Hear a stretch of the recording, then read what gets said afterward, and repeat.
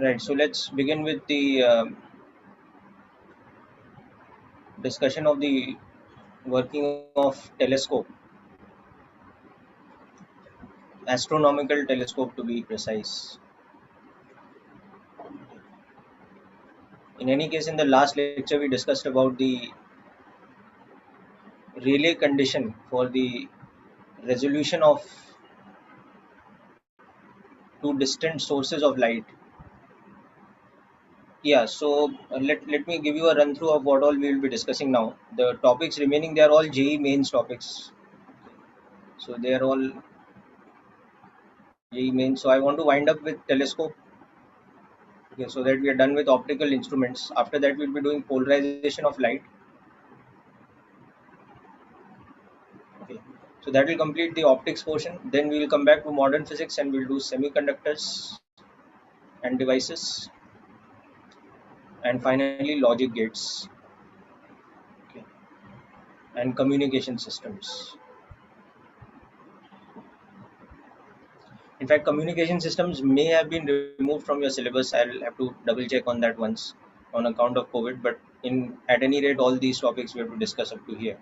So probably we'll be able to complete somewhere, probably beginning with semiconductors today or somewhere in between semiconductors. Let's see how fast we are able to go. Depends on that. Okay. So yeah, coming back to telescope. So as you know, it is an optical instrument to view very distant objects like stars, etc. Okay. So again, the instrument will consist of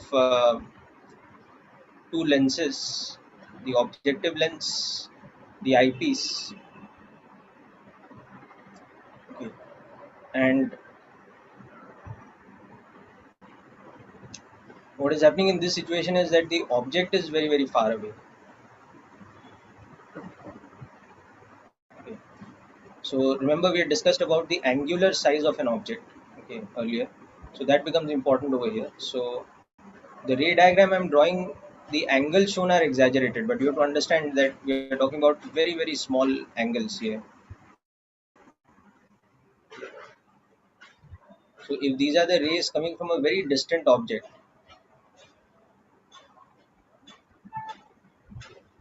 so they are, the object's angular size is alpha. Okay, so these are incident rays from a very distant object.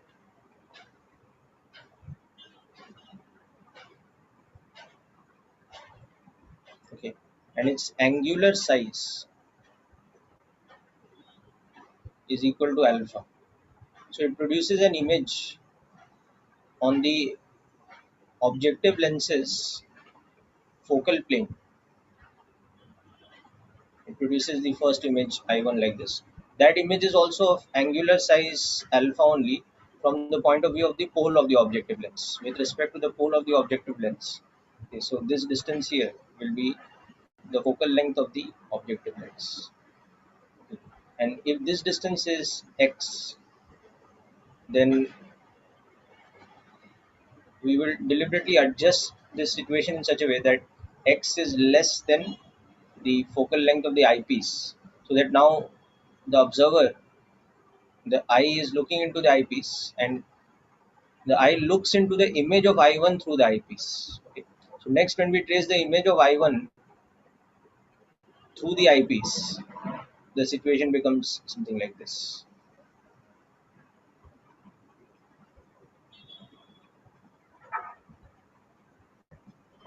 So let's say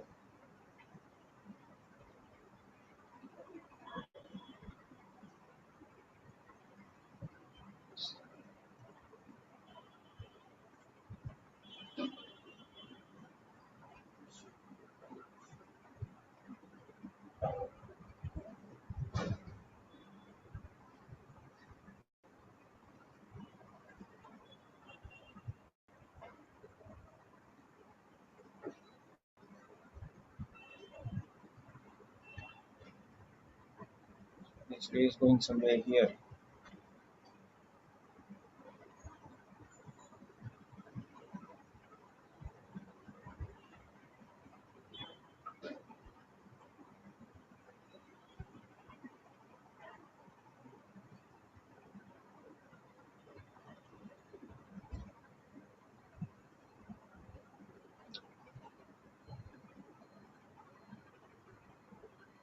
something like this, slightly divergent. So the image is the final image, the second image, say comes from producing these two backwards.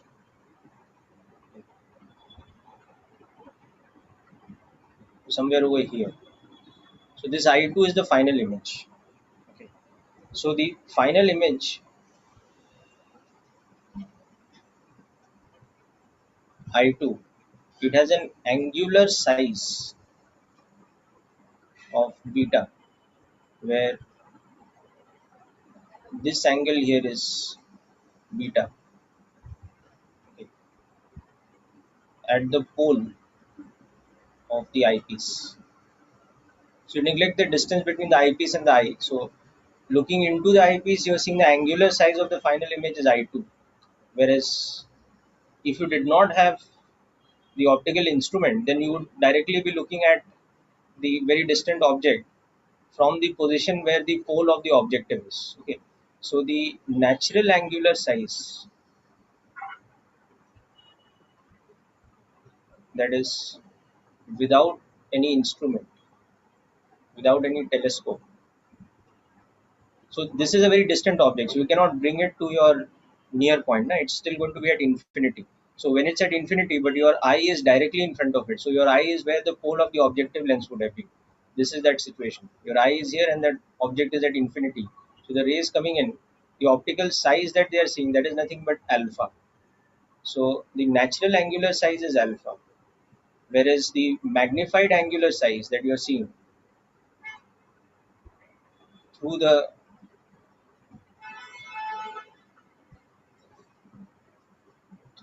telescope,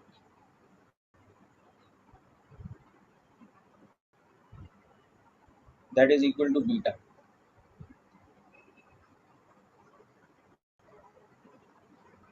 Okay, Aditya, I will summarize again when I complete this. Okay, so the angular magnification, as usual, the angular magnification becomes beta upon alpha over here in general. Okay. So in the case of normal adjustment, in the case of normal adjustment position, you want to keep the final image distance y should be tending to infinity. So x should be equal to the focal length of the eyepiece. Okay. Whereas for near field adjustment,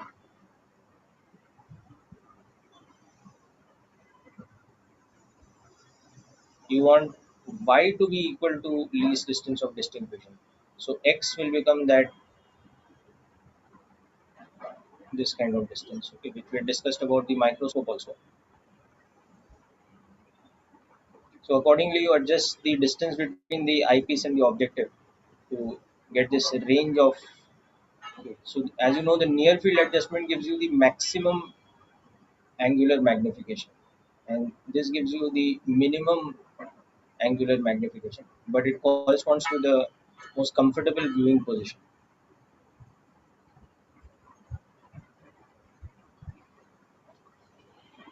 Okay, so this pretty simple actually. So just make a note of the diagram.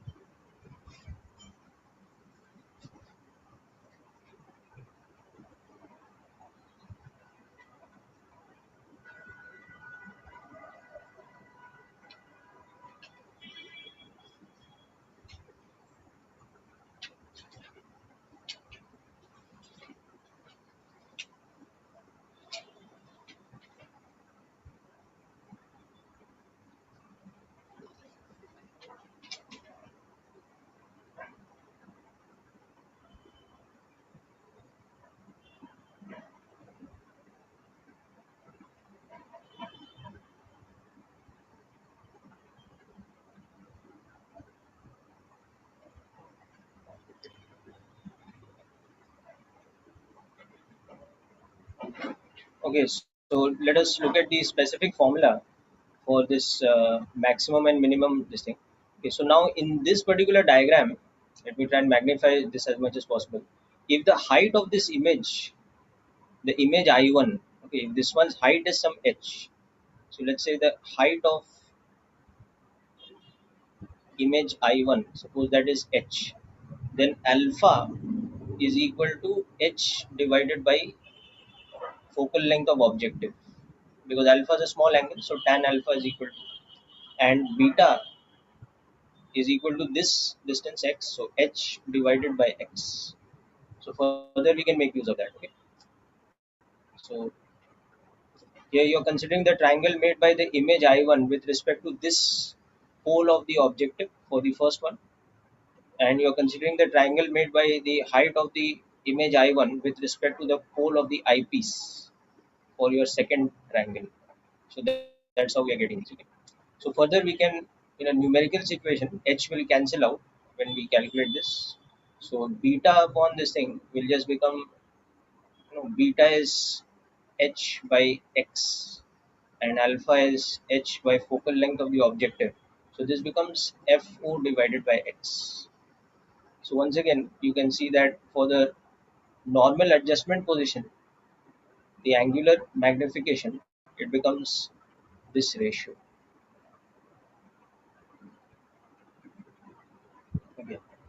And because you see an inverted image, so you can put it with a minus sign also, but basically the magnitude of the angular magnification becomes this.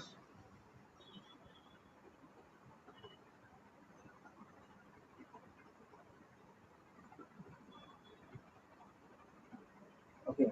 And in this case, the angular magnification becomes, just substitute this value. So f of the objective into d plus fe upon dfe, something like this, which if you take fe common here, you're left with a d inside, so you can write this as this. So you can see it is larger than the angular magnification for the normal adjustment position by a certain factor. So this is the maximum one, this is the minimum one. Okay. This is when the final image I2 is very far. So the eye is in the comfortable position. And this is when I2 is at least distance of distinction. So y is equal to d.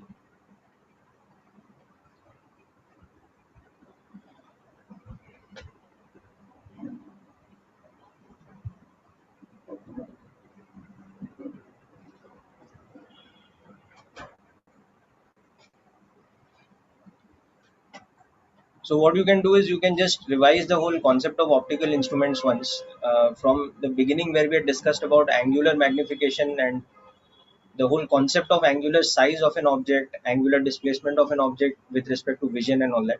And from there, how we understood the concept of angular magnification by a simple handheld convex lens, okay, or what we call a magnifying glass. And from there, the concept of compound microscope and then astronomical telescope, you can top it off with that. So you'll see that they're all interconnected and it's pretty simple, really. So anyway, this completes the optical instruments leftover part. Now we'll move on to the next thing in optics, which is part of our JEE main syllabus, which is polarization of light.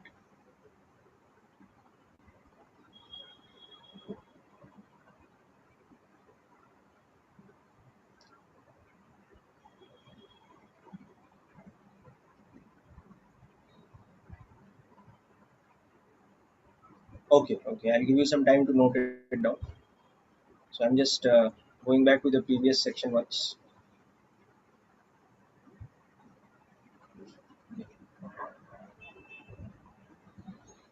If you go through H.C. Verma or D.C. Pandey or something, you will find this derivation there also. And you will find a couple of extra things also, like terrestrial telescope, which also involves a third lens in between. And the purpose of that third lens is just to re-invert the image. So double inversion creates, an upright image, and also add another layer of magnification.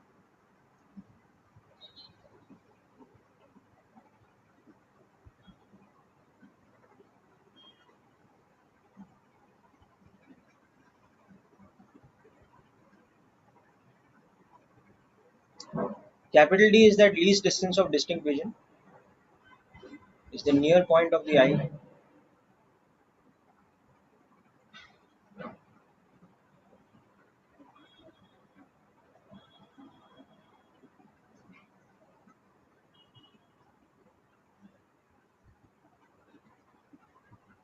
Okay, so hope you remember, Bhaumik, what is the value of capital D?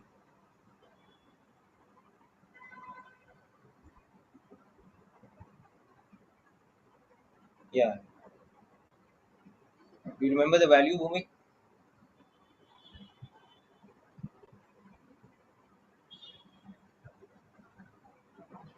Yes, that's correct. Good. So that is your capital D over here. Is the near point of the eye.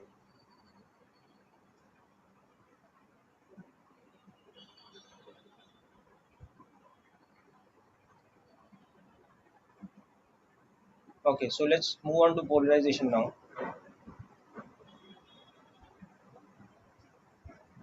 Yeah, thanks.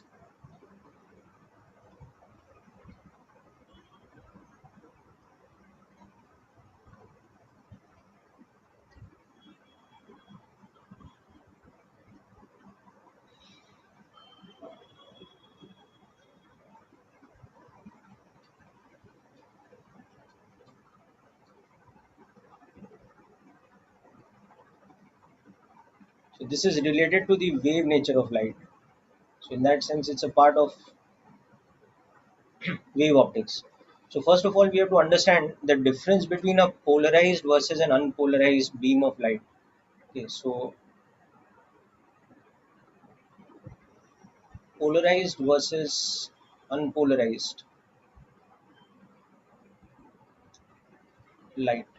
Okay, so let's understand that. So any light that comes from natural source of light, like light from a star or light from any combustion process or light from any kind of sparking or even light from an incandescent bulb, okay, or light emitted by a diode or anything like that, which is coming from some kind of atomic level process, it is what we call unpolarized light. And let's understand what that is. Okay, so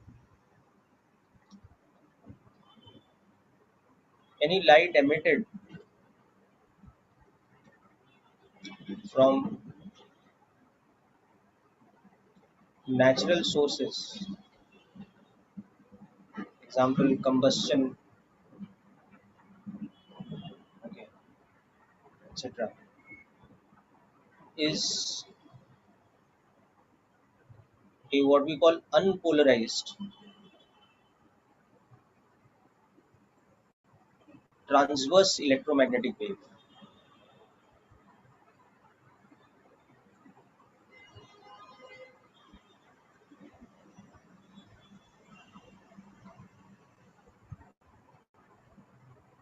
So let's understand what we mean by unpolarized over here. Transverse, we already understand.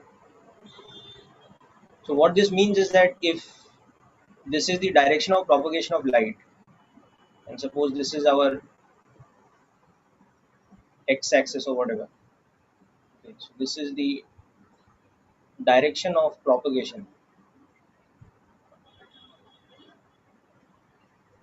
then at any point on the light beam, if this is your yz plane, okay, so this is your y-axis, this is your z-axis, then at any particular point on your uh, what we call light beam, the electric field and the magnetic field will be two mutually perpendicular vectors which lie in the yz plane. Okay. But in the case of an unpolarized beam, it is such that this angle theta is randomly changing with time. Okay. So for unpolarized light,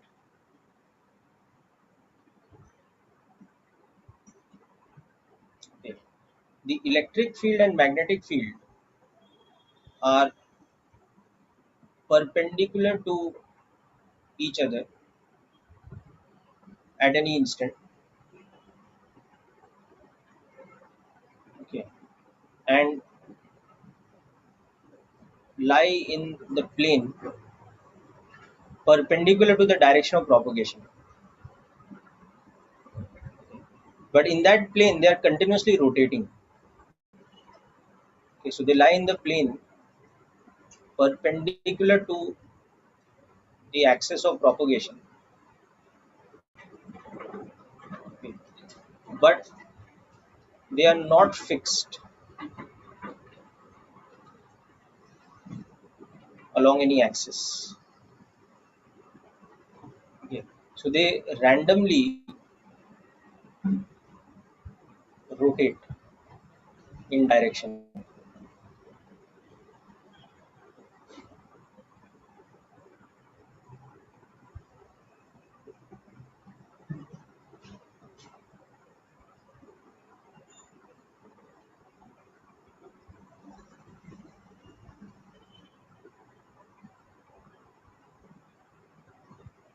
So they randomly change in direction. So that means in this case, at any given point on the beam, electric field at any point of time will be like this. It will be some cos theta k cap plus sin theta j cap, let's say. So magnetic field will be B naught minus sin theta k cap plus cos theta j cap, such that theta is randomly varying.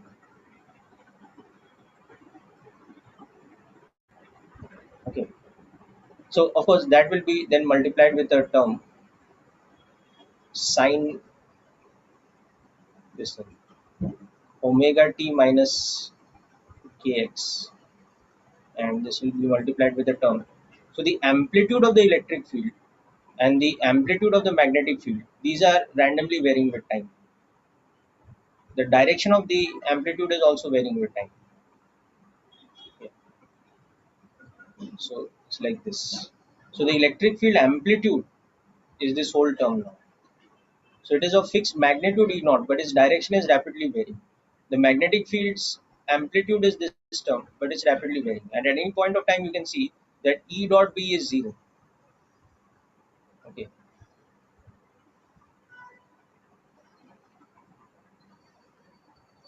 So this is what happens in an unpolarized beam of light, and this is the type of light that comes from uh, this thing, the natural sources of light.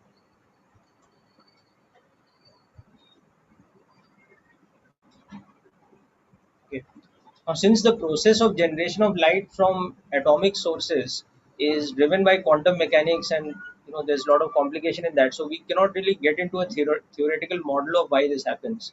It's a bit like a black box. Okay, but we can relate to equivalent situation in the mechanical domain, and I'll explain that, and it will become clear why that happens.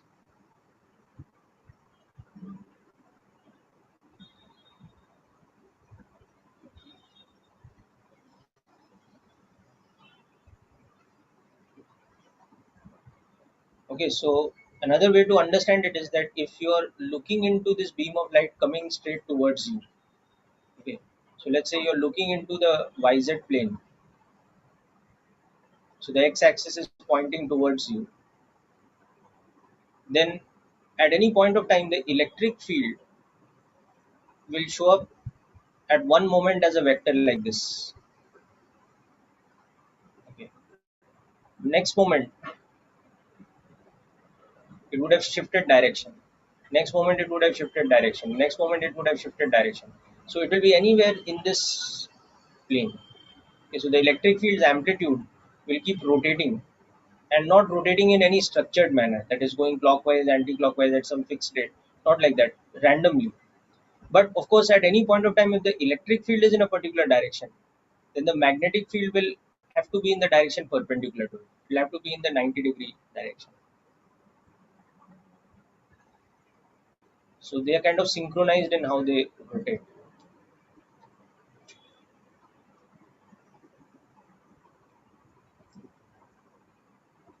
Okay. So if we want to understand this somewhat with a kind of equivalent situation in the mechanical domain. Okay. We can try and visualize that. An example of an unpolarized transverse mechanical wave.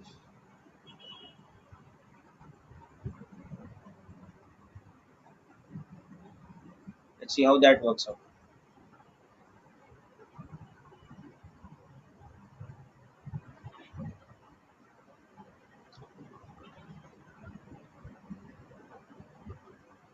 So we have that same basic model to start with, that we have a very long string which is of a certain tension and linear mass density. Yeah, actually there is a principle for that. That is by the, you know, yeah, magnetic field and electric field will have pi by 2 phase difference, because what happens is that electromagnetic wave theory, na, the rate of change of electric field is proportional to the magnetic field, and the rate of change of magnetic field is proportional to the electric field. So they are propagating through induction. Okay. Anyway, so getting back to this, so if we have a long string which is at tension T and linear mass density mu, this side going to infinity. Now this end of the string, so this is our x-axis, suppose. So the point O, what we are doing now is that if at the end O of the string, okay, randomly transverse pulses are generated in the YZ plane, okay, then what will happen at any point on the x-axis? Our direction of displacement will not be along the defined axis. It will keep varying in the YZ plane. So the wave propagated is such that, okay, the displacement at the random point P will not be along a fixed axis anymore. It will be such that the general displacement at this point P will become something in the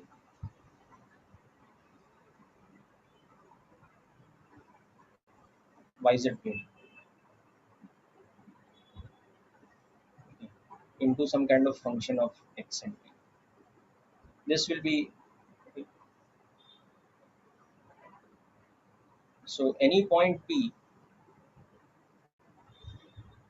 on the string will experience transverse unpolarized displacements in the YZ plane.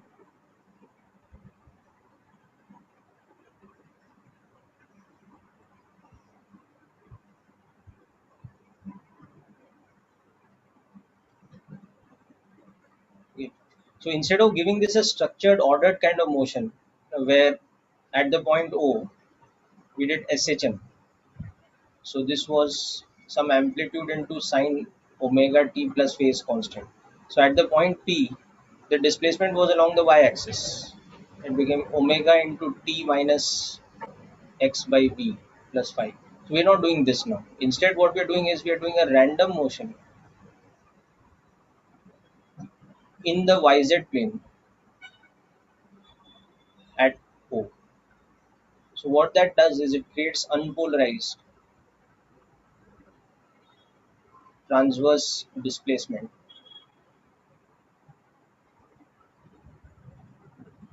at the point P. Okay. So you'll have some kind of an equation like this, where this equation obviously will be of this type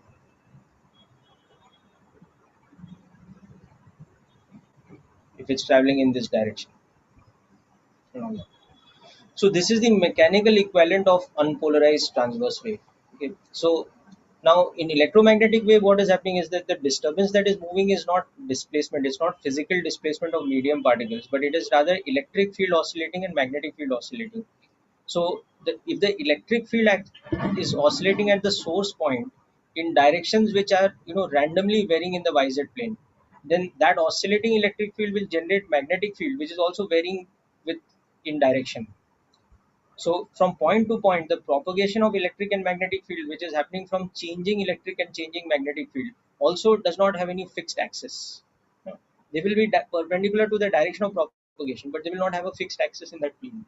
So that is how basically unpolarized beams work. Okay.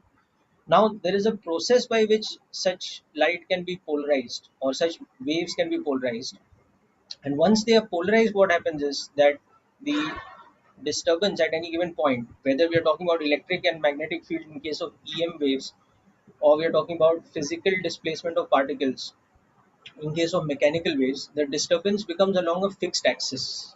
And when that happens, we call it the polarized waves. Okay. So polarized waves,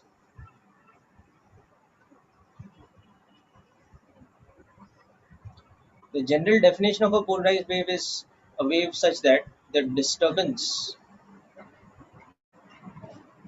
at any point in the medium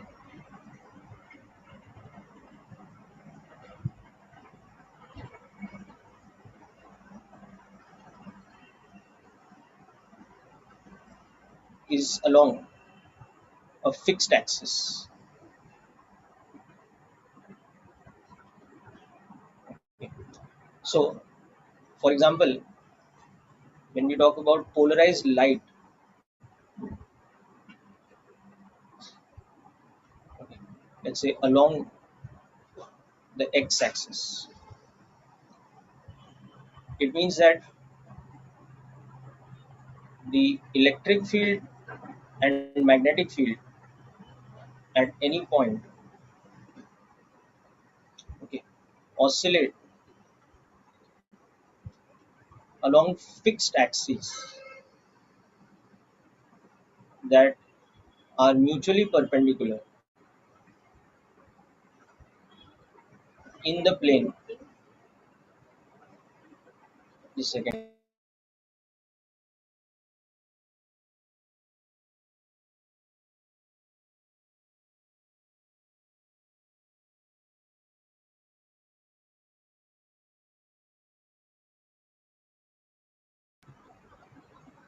Yeah, so the electric field and magnetic field at any point, they oscillate along fixed axes that are mutually perpendicular in the plane, of course, that is perpendicular to the propagation axis. So in the plane perpendicular to the propagation axis. Okay. So an example of this would be something where our wave is propagating along the x-axis, and we have chosen our y and z axis as the particular axis along which the electric field and magnetic field are there. Okay. So the x-axis is the axis of propagation,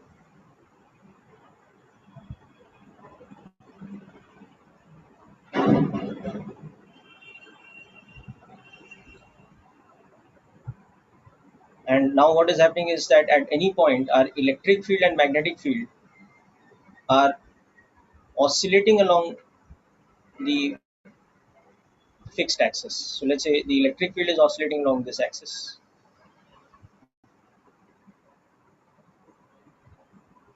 and the magnetic field is oscillating along this axis. Okay. Which means that the magnetic field will, at any point it will go from this to this to back to this to this to this and back. So the magnetic field vector will oscillate between plus b in this direction and minus b in this direction. Similarly, the electric field vector will oscillate between plus e in this direction and minus e in the opposite direction and back. But they will be along fixed axis. So suppose those axes are the ones which we have selected as our y-axis and z-axis respectively. So in this case, what is happening? Our electric field will have an easier definition. It will be E naught j cap into that term, sine omega t minus kx, right? And our magnetic field will be v naught k cap. So this is just an example. The axis could be anywhere in the yz plane, but they have to be mutually perpendicular. But they are now fixed axis if they are polarized. So like this. So the amplitudes of the electric field and magnetic field are along the fixed axis. So that is an example of what we call a polarized uh, transverse electromagnetic wave. So this is polarized transverse electromagnetic. Okay. So now the whole question is, since polarized light does not exist naturally, okay, when light is created from atomic sources by emission of photons from electronic transitions, the light generated is not polarized, it is unpolarized. So how do we get polarized light? Okay.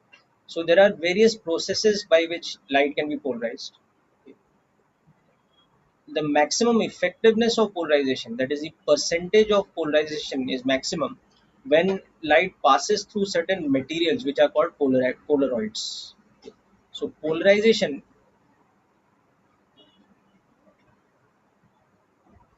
it is a process. Yeah, electric and magnetic field will oscillate, no, beta?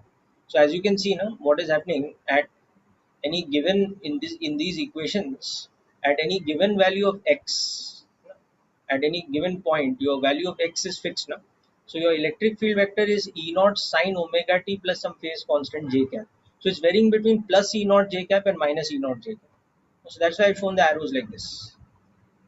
But the axis along which it's varying, that is a fixed axis. Okay, so the electric field is going between 0 to plus E naught to minus E naught to back to 0 like this. But it's not doing like this. It's not going like this. It's not rotating everywhere in the. That would happen in the case of unpolarized light. Okay, right. So hope that difference is clear.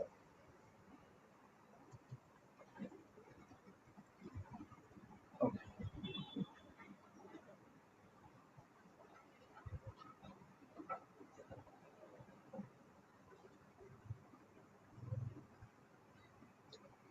Yeah. So coming back to this definition, polarization is the process of converting natural unpolarized light into polarized light.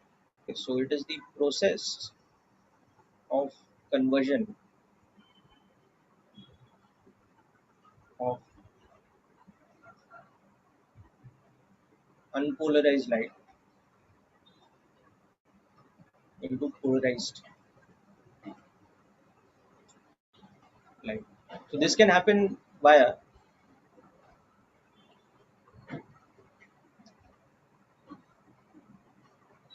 passing light through a specific type of material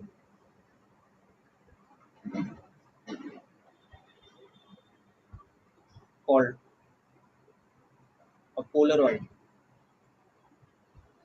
okay, or polarizing film. Okay. For example, the type of thing that is used in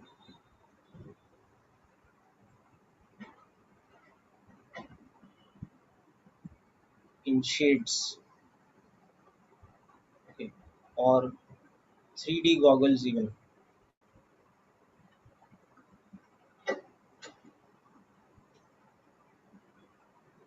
So these are artificially created materials which have this effect on light or polarization. Polaroid camera works partly on the principle of polarization. So yes, it has a Polaroid filter along with the lens. Okay. Second, polarization can happen because of reflection at a surface, but this creates partial polarization. So I'll explain what partial polarization also means.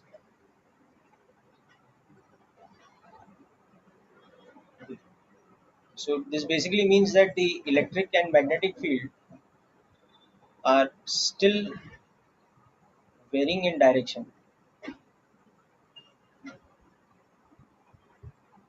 but with dominant axis.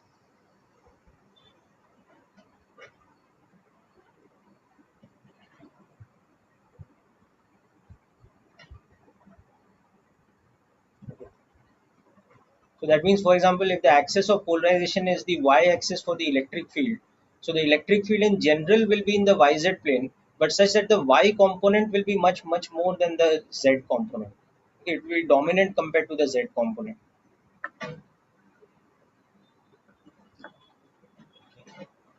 Similarly, polarization also happens, but partial polarization during refraction. Refraction also causes partial polarization, and that too different types of materials create different amounts of polarization. Okay. And also scattering of light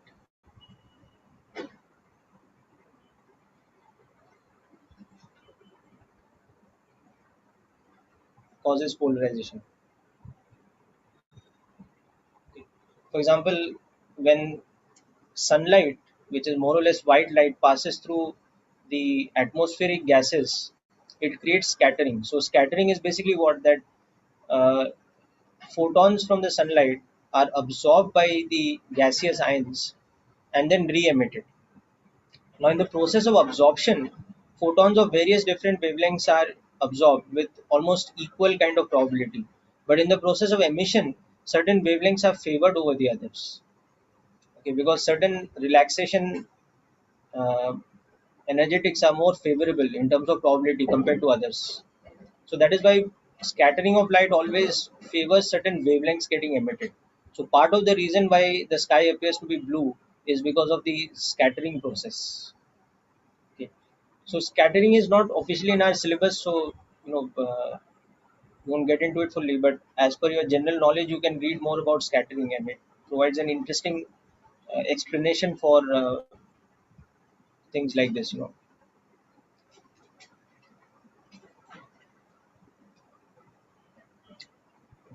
So the main important one for us here is the process of polarization by passing it through materials called polaroids. So how do polaroids function? Let's try to understand. Okay.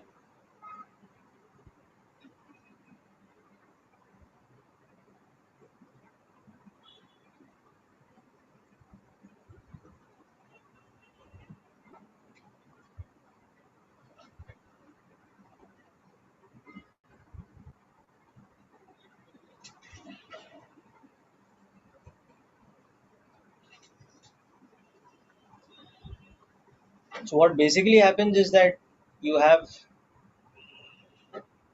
a beam of light which is coming from an atomic source. So if you look at the electric field, so we'll concentrate on the electric field only.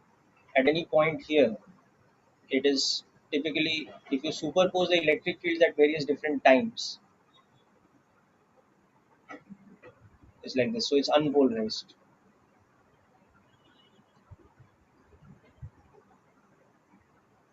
Okay. But now you make it pass through a material, which typically in a diagram is shown like this. Show it something like a disc.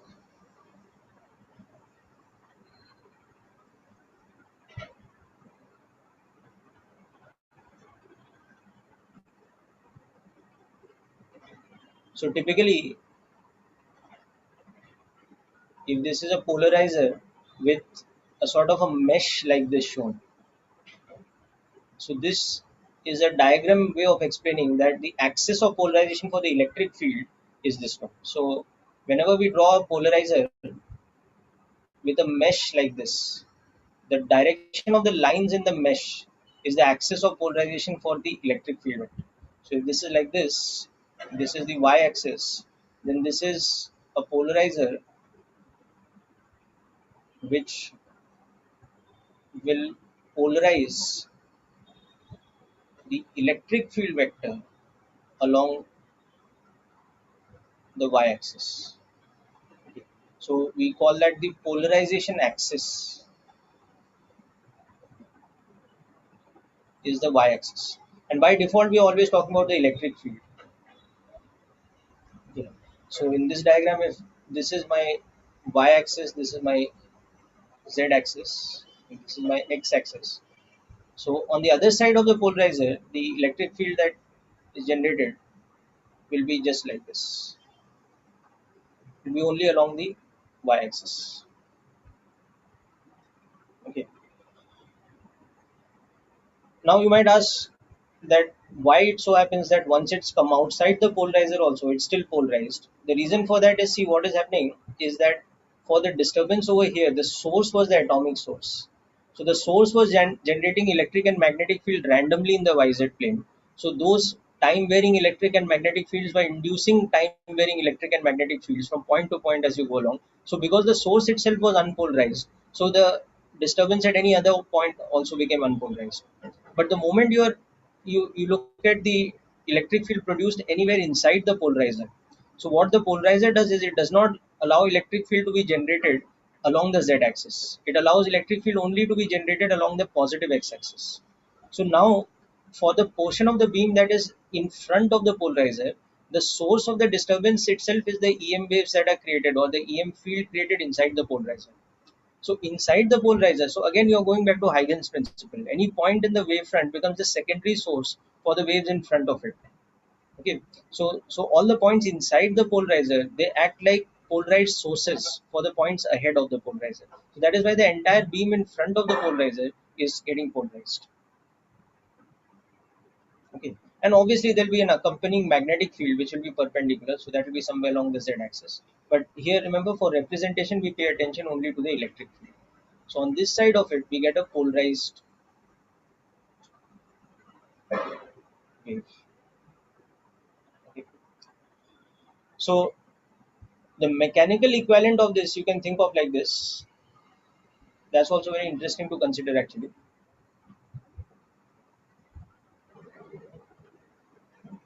Example of polarization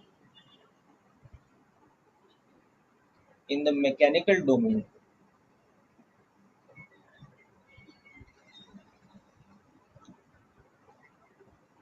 Okay. So this time, this is a very long string which is going to infinity on this side. So tension T, linear mass. Okay, so this is a long string. But somewhere in between, we have placed, let's say, two vertical rods like this. Okay. And they are very close to each other. The vertical rods are very close to each other and they are fixed,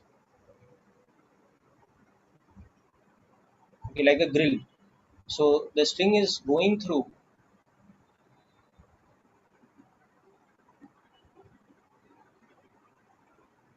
the gap between two fixed rods along the y axis, let's say.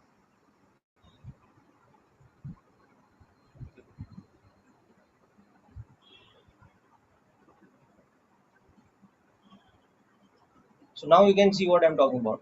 So at the origin, if I create that kind of disturbance, random disturbances in the YZ plane, pulses in the YZ plane. So then I'll see that these pulses, they are all the time varying in position. So the displacement at any point is like this. But here the rods don't allow any displacement along the z axis. They only allow displacement along the y axis. So what we'll see is that the wave that is now on this side, that will be polarized. It will have disturbance only like this. It will not have this kind of random kind of displacement. So again, if unpolarized transverse pulses are created at O. Okay, and let's say where the two rods are present, this point is, let's say, A. So the transverse waves in the region OA will be unpolarized. Okay. But at A, because of the presence of the two rods, the displacement perpendicular to the y-axis is blocked. So the particles are forced to oscillate or displace only along the z-axis. Now those displacing particles only become the source for the points beyond the point A. So that is why beyond A on the string, the disturbance that propagates is going to be a polarized one, and it's going to be polarized along the y-axis. So some similar kind of process, which I will explain in a sort of example manner. Okay, yeah, it's just cancelled out, no? Because see, it's like this. No? You have those two fixed rods, and the string is threaded in between them. Now these are very close to each other, so they don't allow displacement in this direction. They only allow displacement in this direction.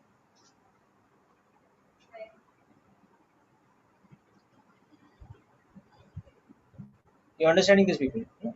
Just imagine you have those two rods which are Imagine those two rods are very close to each other, okay, and the string is passing in between them.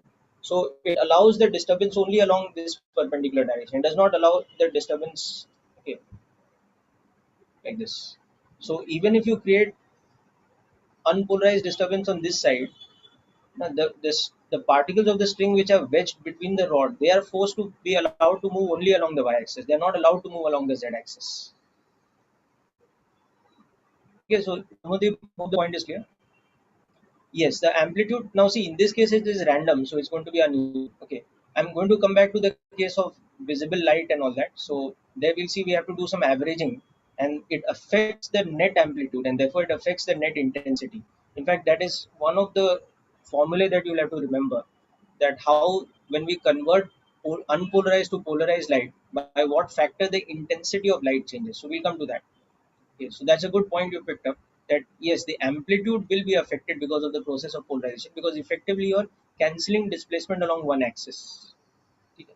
So anyway, so coming back to this is unpolarized, but at A, okay, due to the rods, okay, the particles of the string are allowed to displace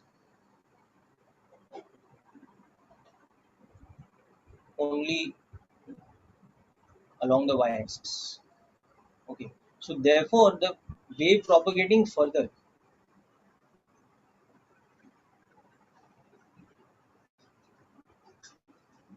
ahead of that point A, that becomes a polarized wave,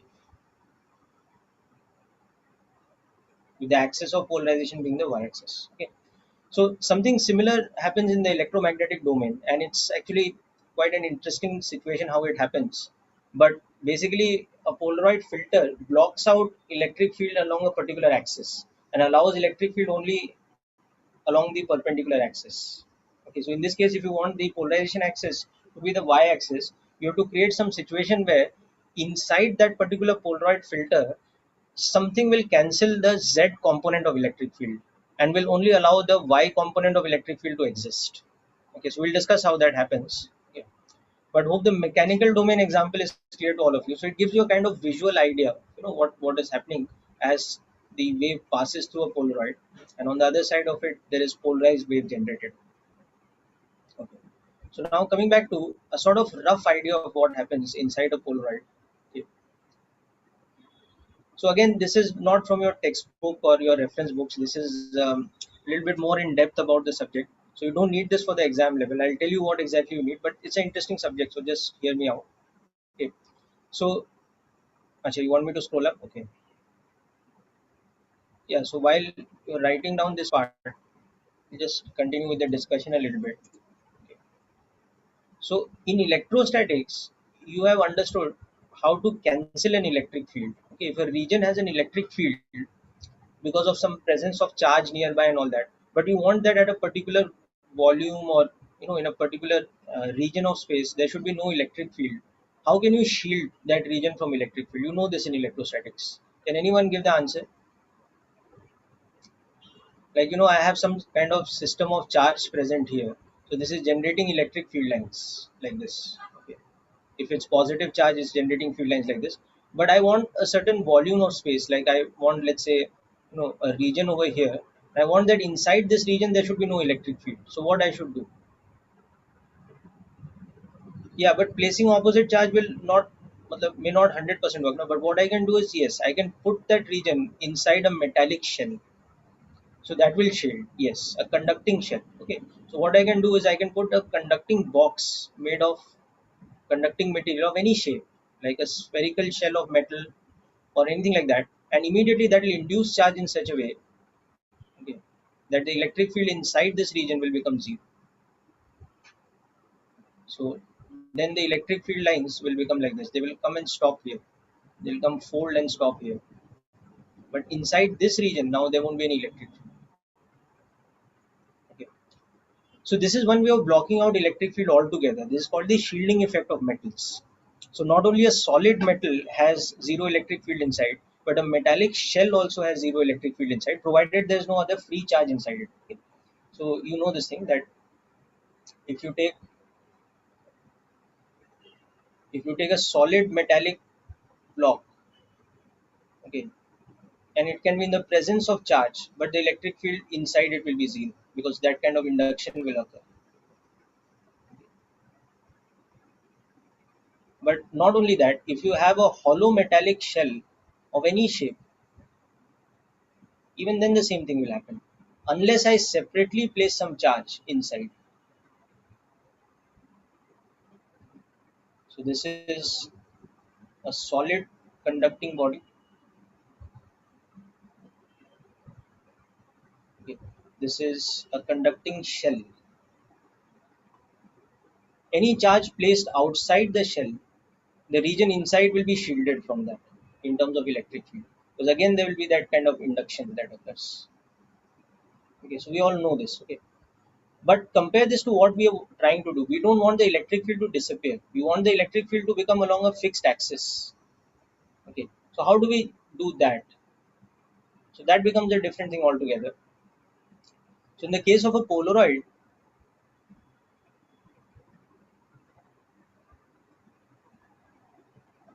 filter, let's say the axis being the y-axis, suppose. So I want this situation now that my Polaroid filter is represented like this.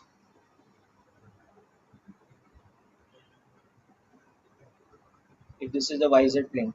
So what should happen is that inside this filter, okay, Z component of electric field should get cancelled.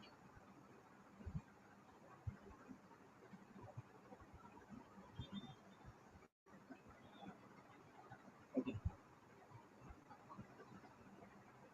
by something, some induction kind of effect, let's say. Whereas Y component of electric field should be undisturbed.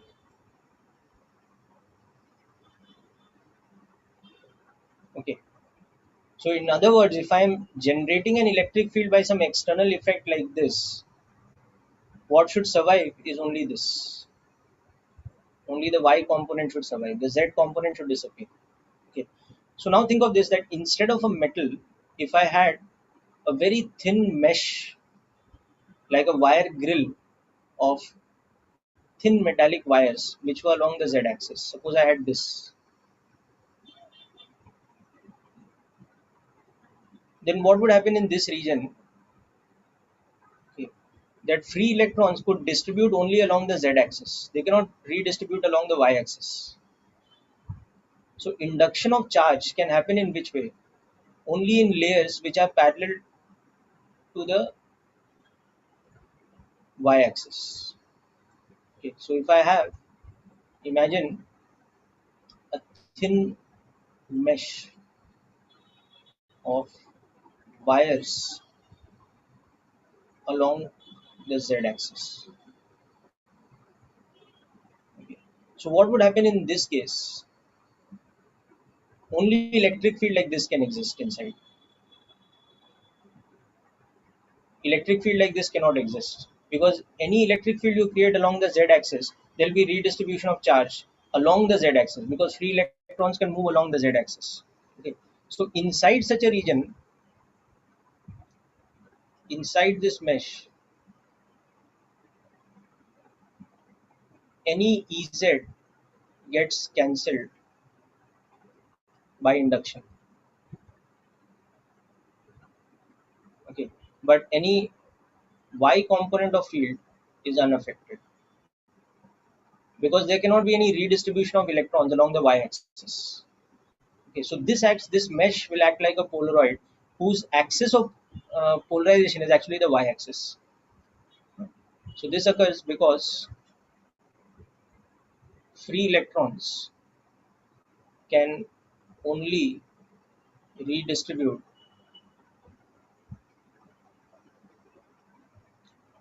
by moving along the z-axis. Okay, so just as a demonstration purpose, okay, so suppose you have created an electric field like this.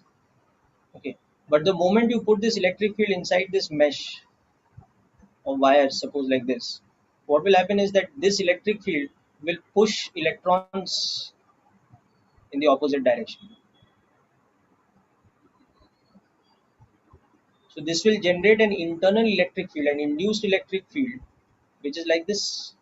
So that induced electric field will cancel the Z component of this and allow only the Y component to remain. Okay, so the new electric field will come the vector sum of this external field and this. So the field remaining will be this. Okay, so the net field which will remain will be the sum of the external field plus the induced field. Okay. Now suppose the external field had some Z component and some Y component.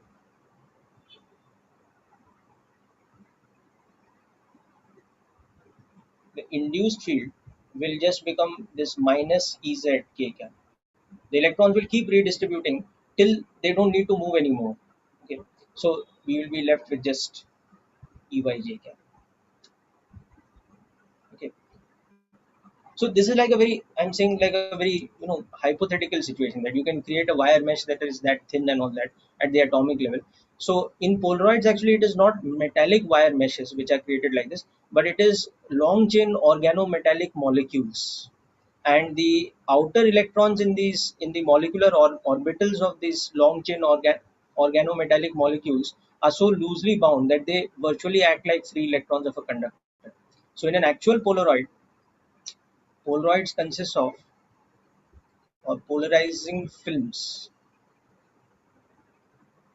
are made of materials of long chain organometallic molecules. So these molecules act like the mesh,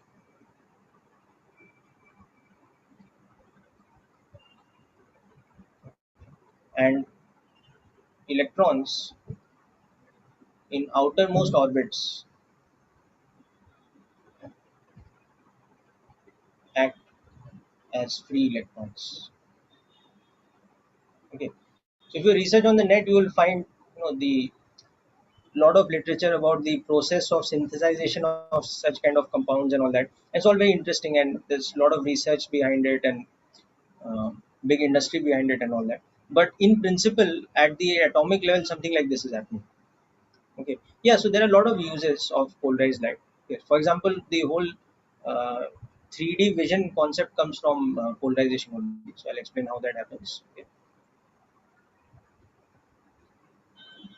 So one of the applications of polarization of light is the 3D motion picture.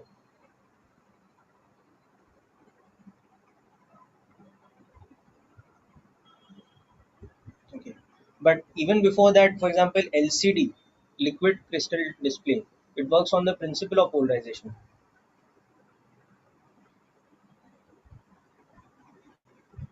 Okay, now next thing, effect of polarization on intensity. So if your unpolarized light, and I'm always going with the example where the axis of propagation is the x-axis. So there the electric field is something like this: E naught cos theta k cap plus sin theta j cap multiplied by that term sin omega t minus k, this kind of thing. Okay. Now you pass this through a polarizer with the axis of polarization being the y-axis, suppose. So what happens is that the z component of field gets cancelled. Okay. So what we are left with then is this E naught sin theta j cap into sin omega t minus kx. Now remember that theta is very rapidly varying. Okay, it's a rapidly varying thing. It does not vary with any particular frequency or anything. It's rapidly varying. So you can see that the amplitude of the polarized beam versus the amplitude. So this is the polarized light.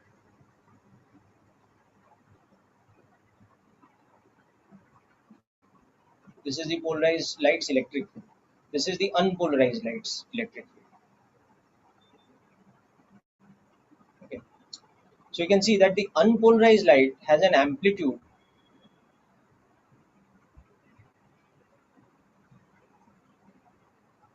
which is mod of this thing. It is mod of this E naught cos theta k cap plus sin theta j cap. So the amplitude is nothing but E naught. Okay. So the amplitude is equal to E naught for the unpolarized light. But for the polarized light, what is happening? The amplitude is actually like an instantaneous term, E naught sin theta, mod of this, of course. Okay. So we take the average amplitude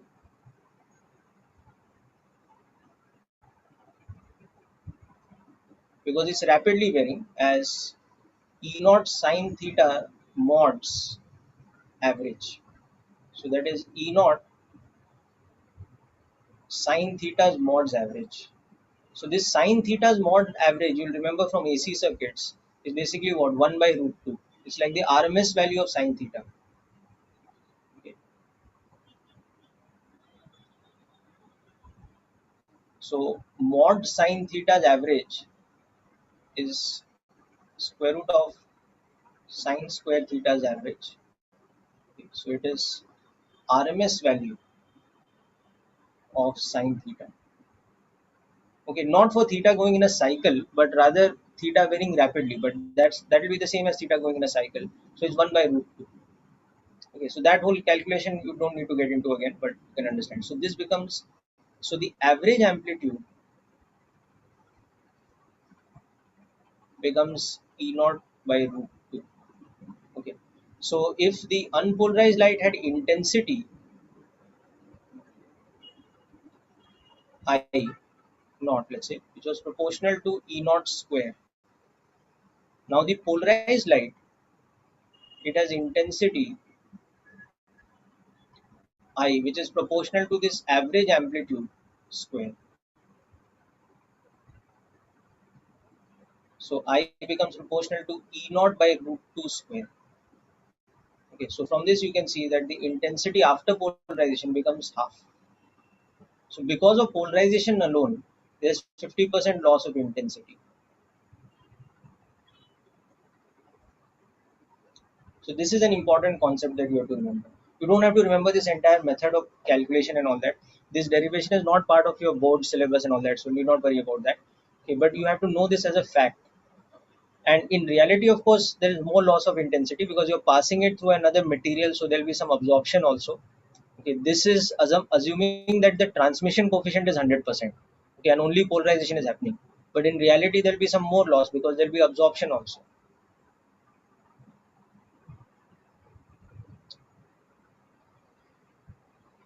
Okay, so this is the first important formula, that when unpolarized light is polarized by passing it through a polarizer, there is 50% loss of intensity.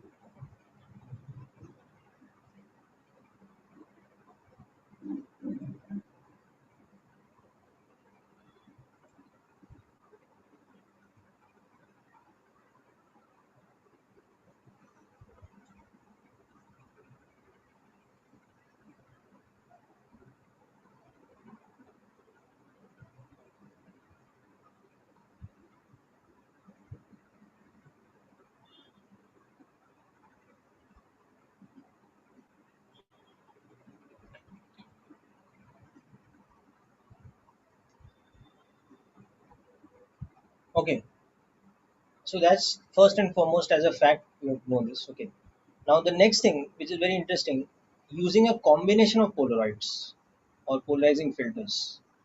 Okay, what happens if we use combination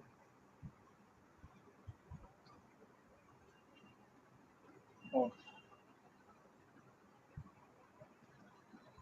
polarizers? Okay, so for example, if we have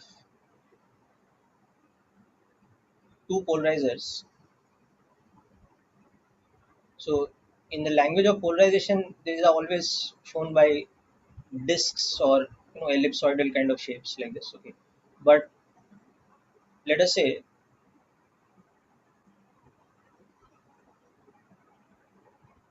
that one of them has its polarization axis as the y-axis.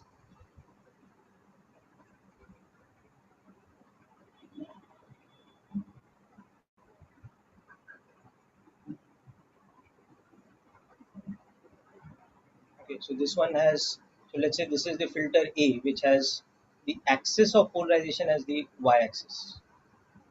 Okay, and the other one has the axis of polarization as the z-axis. Let's say I'll change my system of axis. This is the z-axis. Okay, so my Polaroid filter B has the axis as the z-axis. Okay. Now what happens if I take a beam of light and in its path I put this in series? So I have this Polaroid which is doing this. Okay,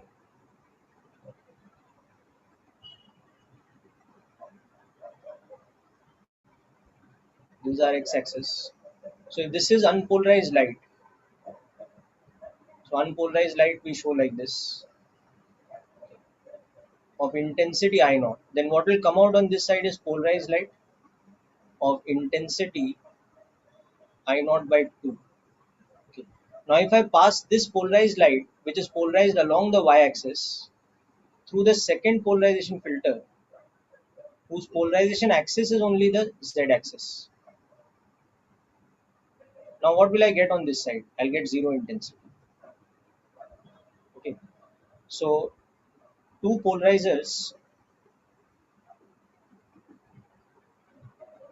with mutually perpendicular axes used in series. Okay. The combination blocks light.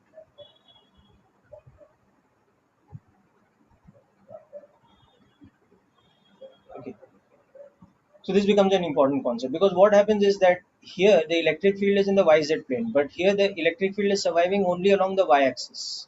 And this is going to block electric field along the Y axis. No? So there won't be any electric field left. Okay. So what the Polaroid filter A does is that it blocks the Z component of electric field. So this light now, this is polarized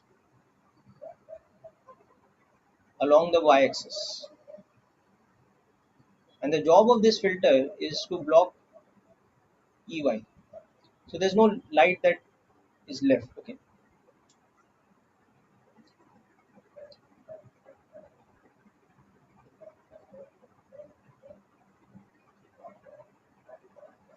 Now, instead of them being mutually perpendicular, if they are at some angle, then that angle plays a crucial role in what is the intensity of light which passes through the combination.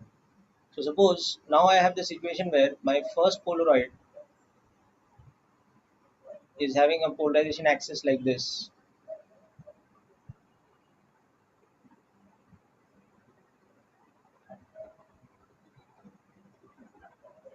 So this one has the axis again along the y-axis. But my second Polaroid,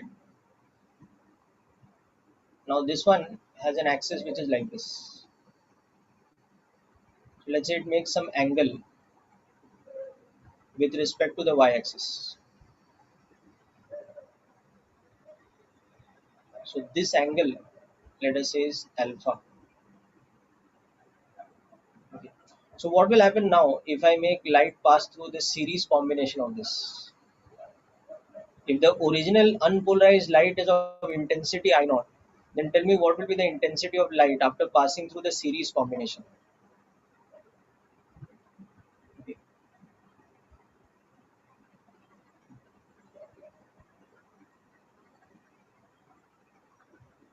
Given that this angle is alpha, so this one's B's polarization axis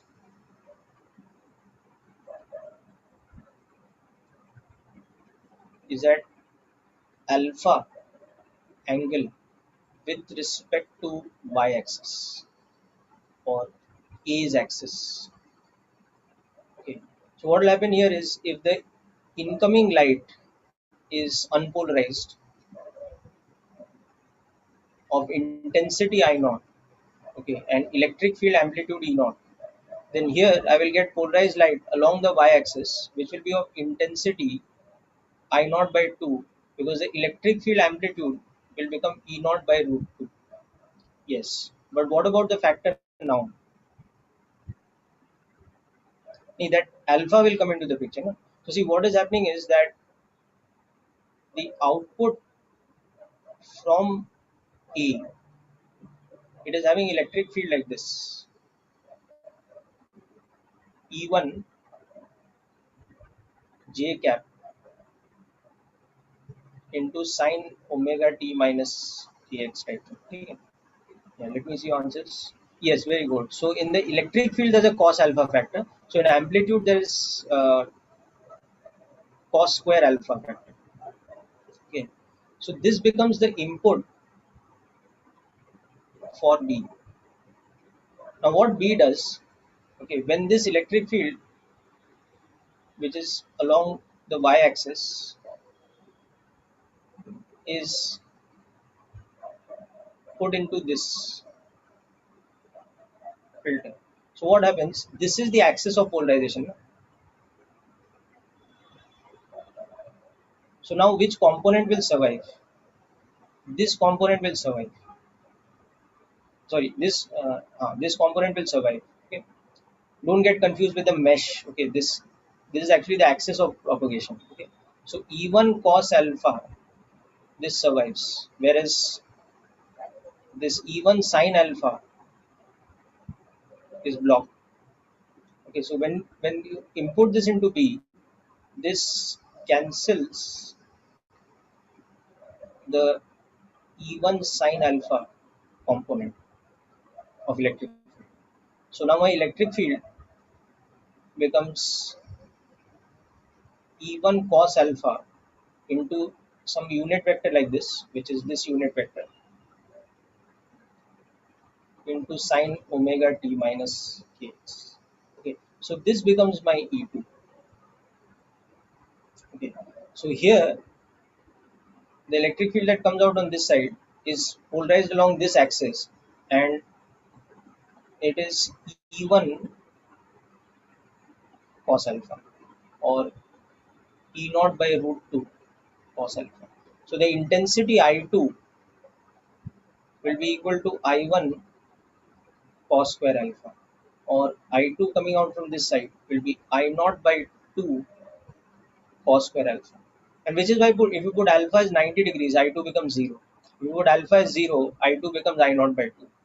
So by varying that angle, you can actually adjust the amount of light that you're getting out from this side. So this is an interesting way of manipulating light. Okay, so this is what is used in a lot of optical instruments, where you have to control the amount of light coming out from each like pixel, So for example, in 7 segment display, you have these 7 segments.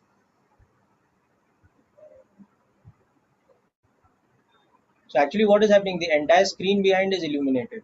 But when you want to show the digit 8, all 7 of these segments have to be darkened. Whereas for example, if you want to show the number 0, then you want only 6 of these to be darkened. Okay. So it turns out that certain polarizer materials can be electrically controlled. So when they are under a potential difference, they act like polarizer, and when they are not under a potential difference, they lose their polarization. This thing. So your second polarization filter, which is at 90 degrees to the first one, if that is electrically controlled, so you can control when it is acting like a polarizer, when it is not acting like a polarizer. So you can control when it is blocking light, when it is not blocking light. So accordingly, you can control the 7 segment displays into showing whatever is required. So this is a very early application of polarization of light in electronics for 7 segment display in LCD.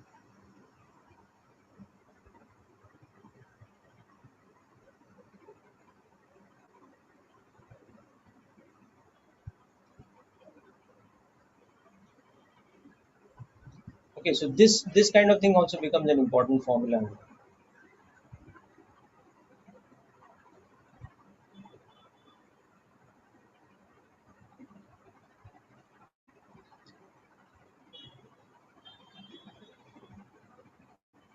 So basically, if you rotate the polarization axis through alpha, there's a factor of cos square alpha that comes in the intensity.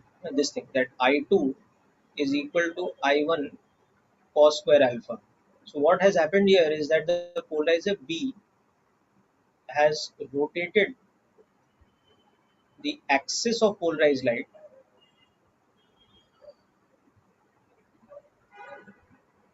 okay, from A, okay, of intensity I1 through alpha. So in the process, what has happened? The intensity becomes I1 multiplied by cos square alpha. I naught, of course, was unpolarized light. Okay, but if you start with polarized light of intensity I1 to rotate its axis of polarization by alpha, what factor of intensity gets cancelled out, or the intensity reduces by what factor? By factor of cos square alpha.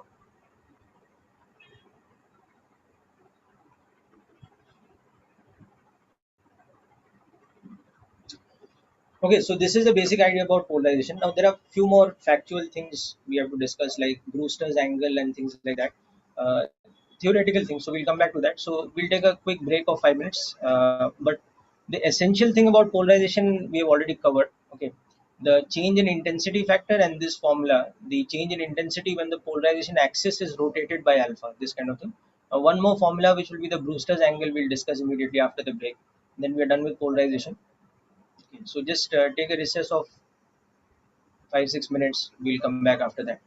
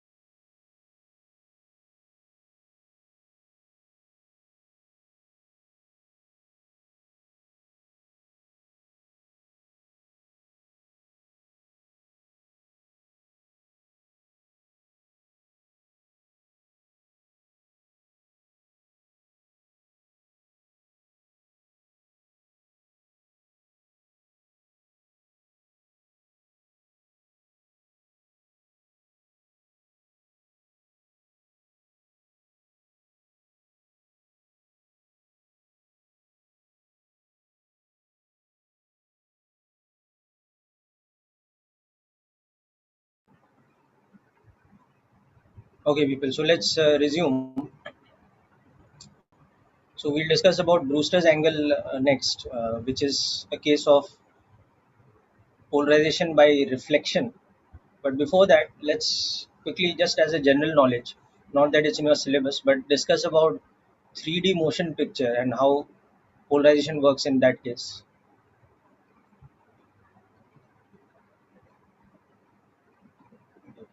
It's an application of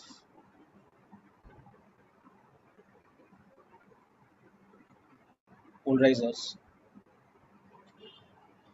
So, for example, our vision is 3D because when we look at any object, okay, we are seeing it from two angles. This is if this is where our left eye is located, and this is where our right eye is located. So our brain is mapping together two separate images, and that's how we. Okay, so three-dimensional depth perception, it comes because of binary vision in human beings, and mostly in all animals also. Okay. So binary vision means that our brain interprets two sets of images, okay, from left and right eye. Okay.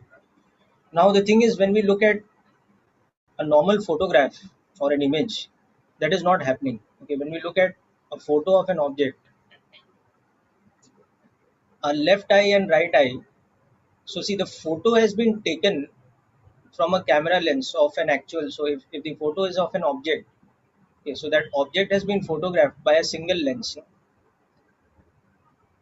So that object was put in front of a lens and an image of that was created.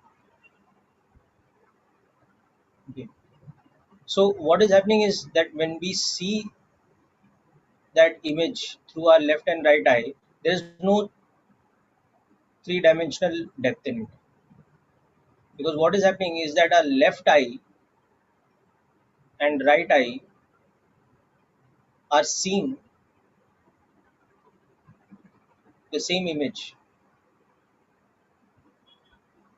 Okay, that is the same reconstruction of that object taken from one angle.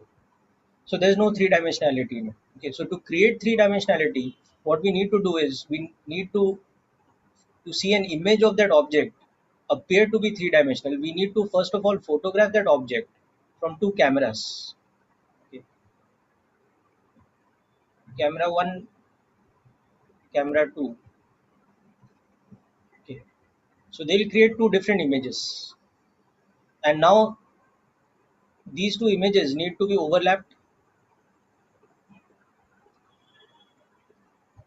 But the problem is if you overlap these two images and put it in front of your eyes, now what will happen? Still we will not see any proper three dimensional. Still what will happen is that we will see a blurred picture.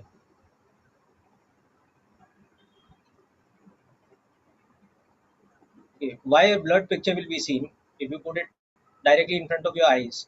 Because left eye sees both the images, one and two. The right eye also sees both the images. Whereas what you want is it should see only one image each. No? In order to properly perceive the three-dimensional depth in it, what we want is that the left eye should see only what camera 2 has taken, so image 2, and the right eye should see only what camera 1 has taken. So that is where Polaroid comes in. So what we do is in the projection of the images 1 and 2, okay, let's say image 1 is projected with light having polarization along y-axis, okay, and image 2 is projected with light having polarization along the z axis. Okay. And now what you do is you wear shades on your eyes. So your left eye, your right eye is in front of, now this one is in front of a polaroid which is along the y-axis, and this one is in front of a polaroid which is along the z-axis. So what is happening? Your left eye will see only which image? It will see image 1 only. Image 2 is blocked out of it because the light coming out from image 2 is polarized along the z-axis, and this is not, this filters out the light along the z-axis. And similarly, your right eye sees only image 2.